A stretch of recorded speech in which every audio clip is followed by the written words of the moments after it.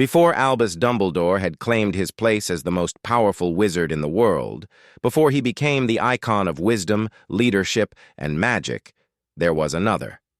A wizard who lived in the shadows of history, whose name was whispered only, in awe and fear, whose feats were so extraordinary that even the most legendary wizards dared not speak them aloud. This wizard's name was Albus Blackwood.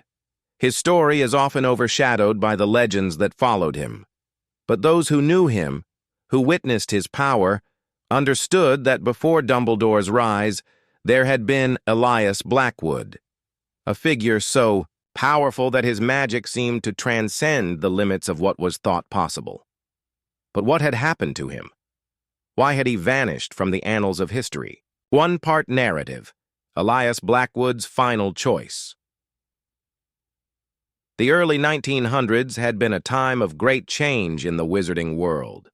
The First Wizarding War had yet to occur, and the foundations of magical society were still shifting in ways that few could understand. It was during this period that Albus Blackwood rose to prominence, becoming a figure of legend for his incredible talent in both transfiguration and dark arts.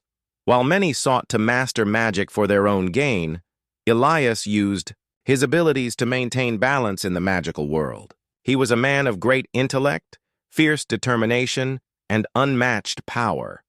But even those who were in awe of him often feared what he could do if he was pushed too far. One such moment came during a dark, rainy evening in 1912, when Albus sat, alone in his study, reading through ancient texts that predated even the founders of Hogwarts.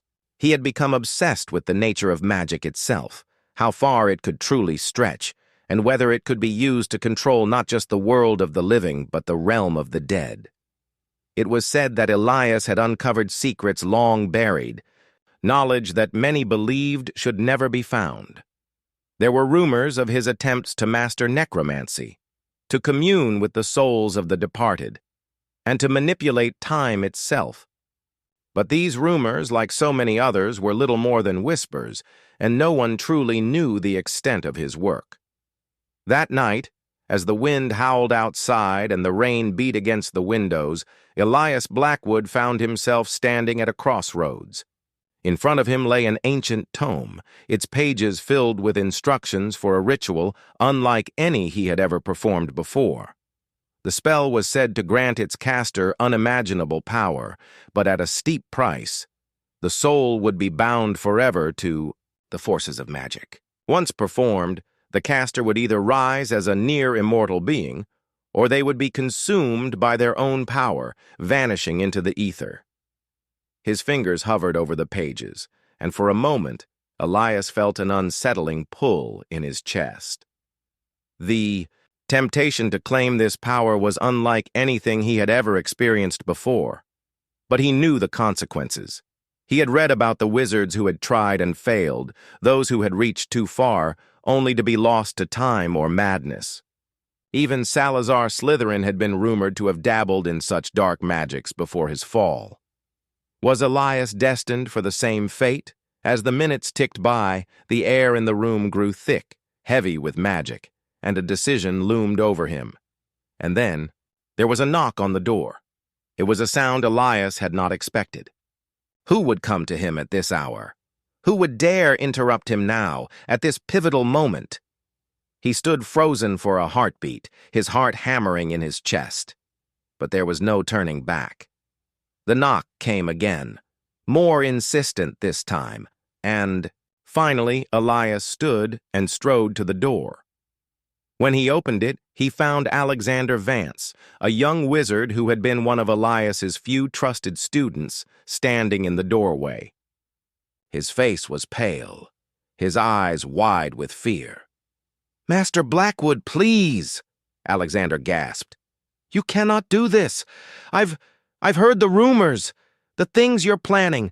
You'll destroy yourself." Albus stared at the young man, his gaze unwavering. "You know nothing of what I'm capable of, Alexander. You have no idea what this power could do for the world." "But it's not just the world at stake, sir," Alexander said, his voice trembling. It's you. This magic. It's corrupting. It takes more than you're willing to give. I've seen it in your eyes, the obsession. You've already lost yourself to it, haven't you? Elias's eyes flickered. Was it true? Was he truly lost? The wizard before him, the one who had once been so sure of his path, the one who had believed in his ability to control the forces of magic, now stood questioning the very nature of his existence. He had been consumed by the need for more. For the first time in years, Elias Blackwood felt doubt. For the first time, he hesitated. "Leave me, Alexander," Elias said quietly, his voice no longer the commanding one it had once been. "You don't understand.